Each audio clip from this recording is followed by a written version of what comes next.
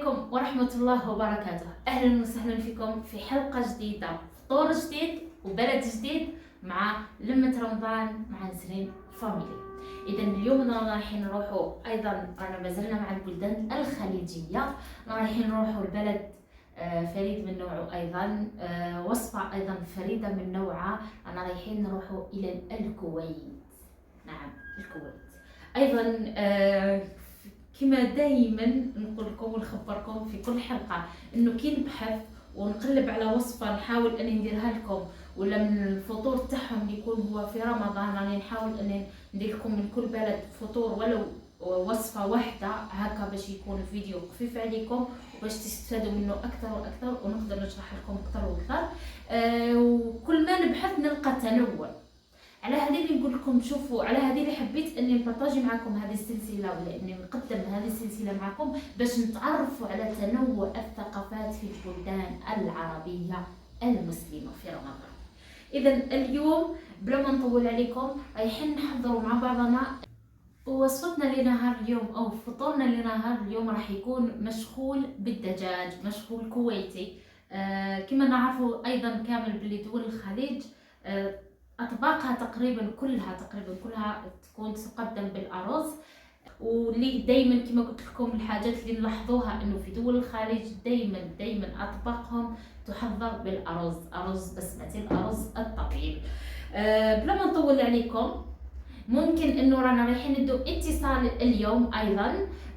نحاولوا نتصلوا ايضا في وسط الحلقه مع صديقتنا.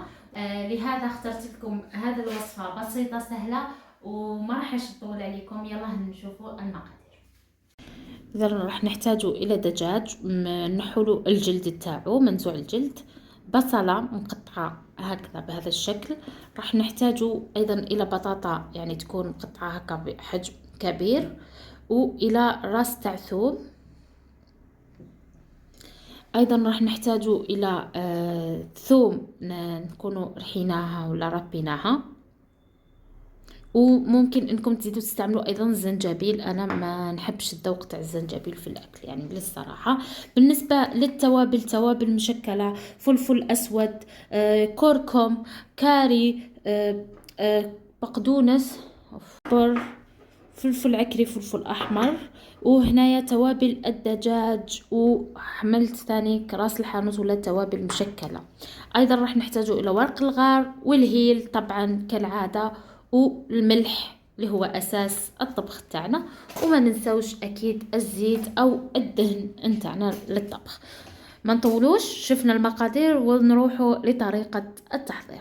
اكيد الارز نسحقوا ارز بسمتي يكون هكا طويل، اللي نكونوا شللناه ونقعناه في الماء ايضا لمده هكاك 10 دقائق الى 20 دقيقه. اذا ورجعت لكم بعد ما شفنا المقادير تاعنا ولا المكونات تاع الوصفه. كالعاده كما نقول لكم المقادير تضعفوهم على حسب افراد العائله تاعكم. ايضا حبيت اشير الشيء اللي هو مرش عندي، اللي هو الزعفران. يعني الزعفران اذا كان عندكم زعفران تاع شهر تنقعوه في الماء، يعني تسحقوا منقوع الزعفران هذا في الاخير، يعني راح تسحقوه. واذا ما كانش عندكم عادي يعني نقدروا نستغنوا عليه، ولكن هي الوصفه بالزعفران.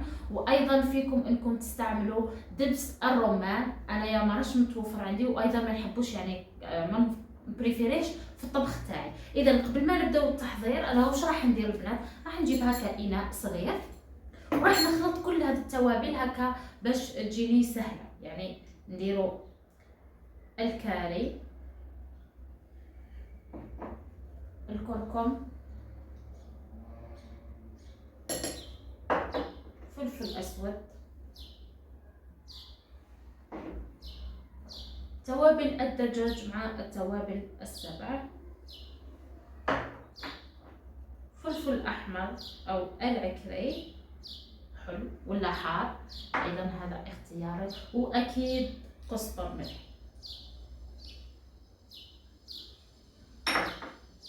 راح نخلط كل المكونات هذه تاع التوابل نتاعنا هكا باش يجينا ساهل ونحسوا ان التوابل ايضا اندمجت مع بعضها. هكذا بعد ما حضرت التوابل تاعي وراهي جاهزه، نروحوا نجيبوا الطنجره تاعنا ولا الكسرونه تاعنا اللي راح نطبخوا فيها، ولا القدر ولا الجدر، ما بعرف كيف بيحكوا له بكل اللغات بالعربي. الأهم إنه راح نجيب القدر تاعنا وراح نحاولوا إنه ناخذ الاتصال مع صديقتنا من الكويت ونرجع لكم. ورجعت لكم مع طريقة تحضير المشغول بالدجاج، مشغول كويتي كما حكينا. إذا للأسف صديقتنا ما قدرت تتواصل معنا في هذا الوقت الحالي. راح نحاولوا إنه نعيد الاتصال فيها بعد، يعني يمكن إنه لما يتحضر أو هيك. المهم راح نحاول نحن إنه ناخذ الاتصال. أنا راني نحاول إني نجيب لكم ضيوف من كل البلدان، وإن شاء الله يقدروا يلتحقوا بينا. يعني اذا اول شيء اللي هو نديرو الزيت تاعنا ولا الدهن تاعنا. قلت لكم تقدروا تستعملوا زيت مع سمن ولا سمنه ولا زيت مع زبده او اي شيء. اذا وراح نحط الدجاج نتاعي اللي قلت لكم نكونوا نحينا الجلده، يعني منزوع الجلد. اوكي بسم الله.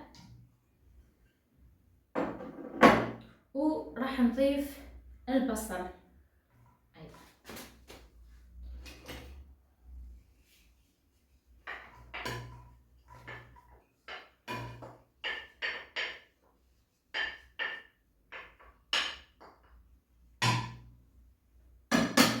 انا راح نحطه فوق النار حتى ياخذ لي لون الدجاج تاعي والبصل تاعي كامل يذوب. طريقته البنات راح تكون تقريبا مثل الكبسه، مثل الحلقه اللي فاتت، راح تكون هكذا نفس الخطوات، فقط انه هذا المشغول بالدجاج هذا ما فيش لا دبس طماطم وما فيش طماطم ايضا. اذا نروح نشوفوا الخطوات كما قلت لكم. الان نديرهم فوق النار يتحمر لي مليح الدجاج على الجوانب في زوج، والبصل تاعنا يذبل. بعدها نضيف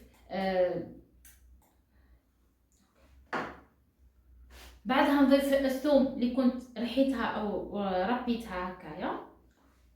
وبعد كل شيء نرمي البهارات هذو اللي خلطتهم مع بعض هلا. وبعد هيك راح نحط ايضا البهارات الصحيحه اللي هو الرند والهيل، وراح نمرق.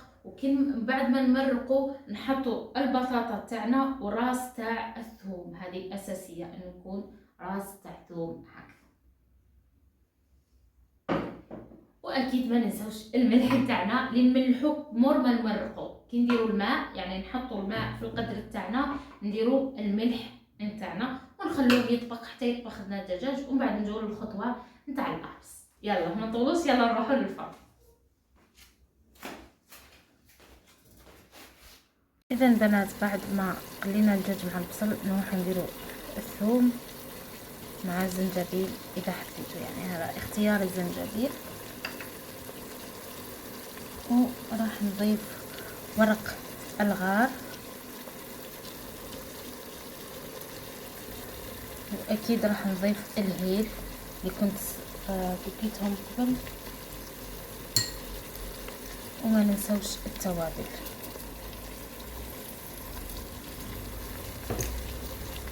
اللي هو التشكيله من كاع التوابل. بعدها نحطو ماء سخن.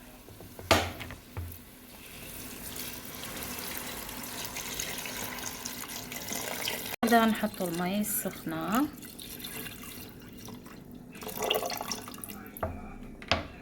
وهنايا بعد ما الدجاج تاعنا طاب نروحو نرمو الرز تاعنا والمرق تاعنا ثاني كيكون نقص. اكيد الرز نكونو صفيناه